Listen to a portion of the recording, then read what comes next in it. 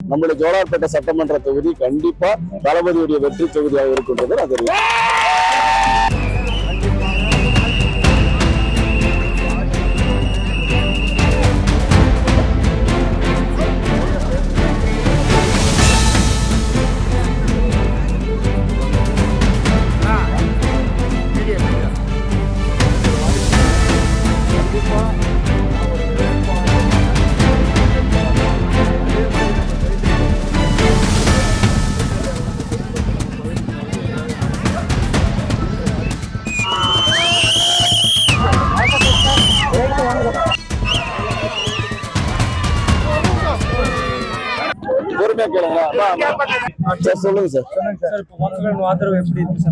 மக்கள் தளபதிக்கு ரொம்ப எழுச்சியோட வரவேற்பு கொடுத்திருக்கிறாங்க.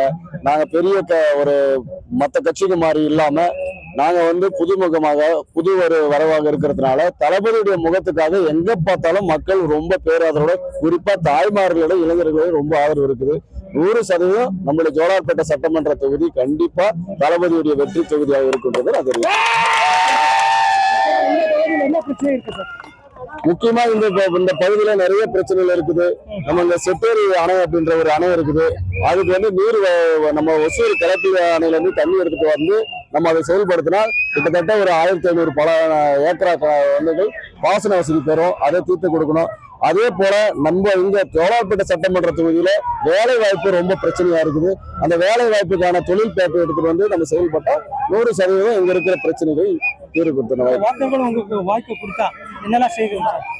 எங்களுக்கு வாக்காளர்கள்ட்ட நாங்க நிறைய கோரிக்கை வச்சிருக்கிறோம். இந்த பீடி தொழில் செய்யற நம்மளுடைய தொகுதியில் அதிகமா இருக்கிறாங்க பீடி தொழில் செய்யற ஒரு குடும்பங்கள், அவங்களுக்கான திட்டங்களை நம்ம சொல்லி இருக்கிறோம். நேர்ல பார்க்கும்போது அவங்களுக்கு குறிப்பா பாத்தீங்கன்னா நிறைய இடத்துல சாலை வசதி இல்லாம இருக்கிறாங்க.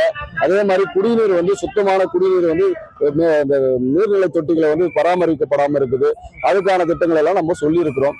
மக்கள் நிறைய ஒரு எதிர்பார்ப்போட எங்களுடைய தமிழக வெற்றி கழகத்துக்கு பேராதரவோடு இருக்கிறாங்க. இந்த முறை உங்களுக்கு கட்சி ஆட்சிக்கு வருமா சார்? 100%. அதுல என்ன உங்களுக்கு டவுட்? தளபதி கண்டிப்பா தமிழக வெற்றி கழகம் தான் ஆட்சிக்கு வரும். அதுல எந்த ஒரு சந்தேகமும் இல்லை. வாக்காளர்கள் தயவு செய்து, நான் ஒரு சாதாரண எளிய குடும்பத்துல என்ன இருக்கிற ஒரு வேட்பாளராக தளபதி அறிவிச்சிருக்கிறாரு. கடந்த 25 ஆண்டுகளாக தளபதி கூட இருந்து நான் நிறைய மக்கள் பணி செஞ்சிருக்கிறேன். எனக்கு ஒரு வாய்ப்பு கொடுங்கள். உங்கள் வீட்டில் ஒரு பையனாக, ஒரு அண்ணனாக, தம்பியாக இருந்து உங்களுக்கு எந்த ஒரு குறை இல்லாம ஒரு உண்மையான சட்டமன்ற உறுப்பினராக நான் செயல்படுவன்றதை வாக்காளர் பெருமக்கள் தயவு செய்து வெற்றி சின்னமான விசில் சின்னத்துக்கு வாக்களிக்குமாறு கேட்டேன்.